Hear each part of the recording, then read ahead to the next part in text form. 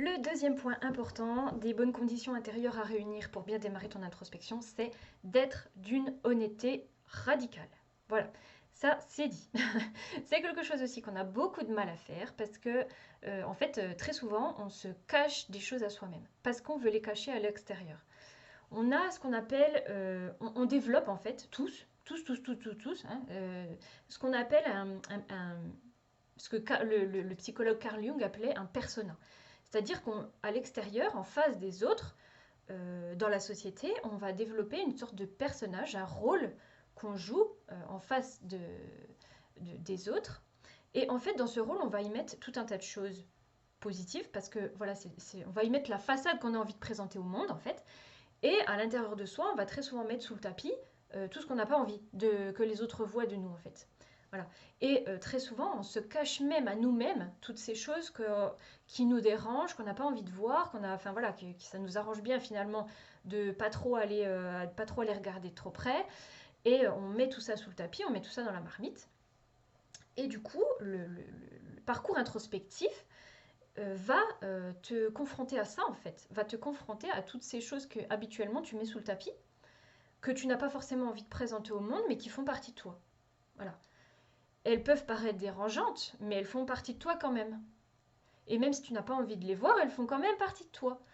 Et sur le chemin du fait de se poser des questions à soi-même, c'est vraiment ça, c'est d'être d'une honnêteté parfaitement radicale avec soi-même, voilà, justement d'aller voir toutes les parts de soi. Toutes celles qui nous composent, même celles qui nous dérangent. Voilà. Et ça, on peut le faire que si on ne juge pas. Voilà, parce qu'elles sont là, comme je le disais, pour des raisons bien précises. Même si elles nous dérangent, elles sont là, elles font partie de nous. Et en fait, les mettre sous le tapis, ça ne va pas faire avancer le schmilblick, finalement. En les identifiant, en ayant conscience de ces parties de soi, on peut décider aussi ce qu'on en fait. Voilà, si c'est des défauts, si c'est des choses qu'on considère comme des défauts, si c'est des trucs qui vraiment nous dérangent trop, on peut décider aussi de changer, de faire autrement ou d'être autrement. Mais pour ça, il faut en avoir conscience. Et pour ça, il ne faut pas les mettre sous le tapis. Il faut vraiment aller les voir. Et pour aller les voir, ça demande vraiment d'être d'une parfaite honnêteté vis-à-vis de soi et de ce qui se passe à l'intérieur de soi. Et ça, c'est pas facile, c'est vrai. C'est vrai que c'est vraiment pas facile. Encore une fois, on ne peut le faire que si on ne juge pas. Voilà. On ne doit pas juger toutes ces parts de soi. Tout ça, ça fait partie de soi. C'est comme une espèce de ruche. Voilà. Vous savez, tu sais, les ruches, elles ont plein d'alvéoles. Et bien en fait, toutes les parts de soi, elles sont dans ces alvéoles. Voilà. Et c'est toutes des facettes de nous-mêmes qui nous composent. Et il n'y a pas à juger ça. Toutes les facettes, elles font qui on est, elles font toute notre richesse en fait. Et l'introspection, c'est justement ça, c'est d'aller comprendre toutes ces facettes de nous-mêmes, toute notre richesse intérieure. Voilà, c'est ça le but aussi magnifique de ce voyage. Voilà, même s'il y a des choses qui nous dérangent, même s'il y a des trucs qui ne sont pas forcément faciles à appréhender. Et c'est vraiment ça, c'est d'être d'une honnêteté radicale avec soi. Parce que ça va nous permettre d'avancer. Parce que très souvent, dans les choses qu'on essaye d'occulter, c'est là-dedans qu'on a nos blocages. Voilà. Je vais te prendre un exemple. Tu as envie de quitter ton conjoint. Voilà. Tu as envie de quitter ton conjoint, tu sais que votre relation ça va plus du tout, tu sais que toi tu ne t'y retrouves plus, que tu te sens mal dans ta relation, que tu ne supportes, que peut-être tu ne le supportes plus, tu ne supportes plus ton conjoint. Voilà, tu as envie de le quitter, mais tu n'y arrives pas. C'est bloqué. Pour l'instant, enfin voilà, tu n'arrives pas à partir. Encore une fois, il n'y a pas à juger. Arrête de juger que tu n'arrives pas à partir. Voilà. Parce qu'à l'intérieur de toi, il y a tout un tas de choses qui font que euh, tu as du mal de partir. Quelles sont toutes ces choses qui peuvent faire que tu as du mal de partir? Mais peut-être que tu ne vois pas, parce que tu t'arrêtes sur le fait que tu ne le supportes plus, mais que tu n'arrives pas à t'en aller. Il y a peut-être que, enfin, dans les explications possibles, il peut y avoir que la situation financière dans laquelle tu pourrais te retrouver si tu t'en vas te fait peur. Voilà, tu ne sais pas quel revenu tu pourras avoir et comment tu vas pouvoir vivre.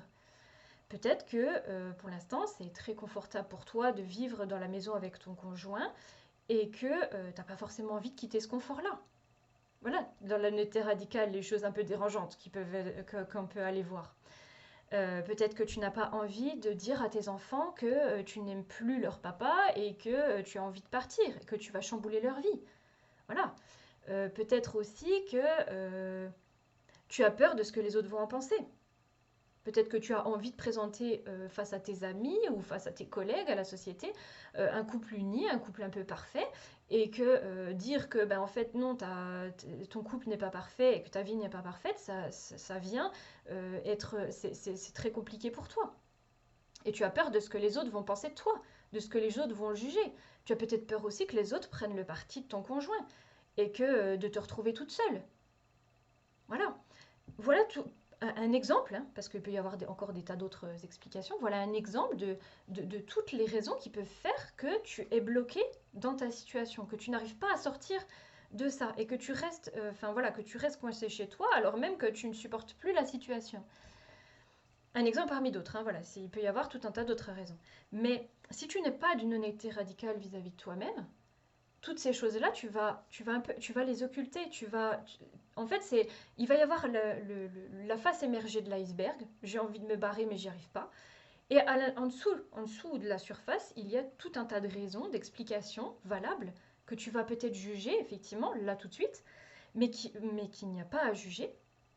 Et en étant d'une honnêteté radicale avec toi-même, tu vas pouvoir aller voir toutes ces raisons. Et en les mettant en lumière, en les identifiant, tu vas peut-être pouvoir trouver justement le contre-pied à tout ça. Tu vas peut-être pouvoir trouver des ressources pour pour justement faire en sorte que tous ces blocages arrêtent d'être des blocages.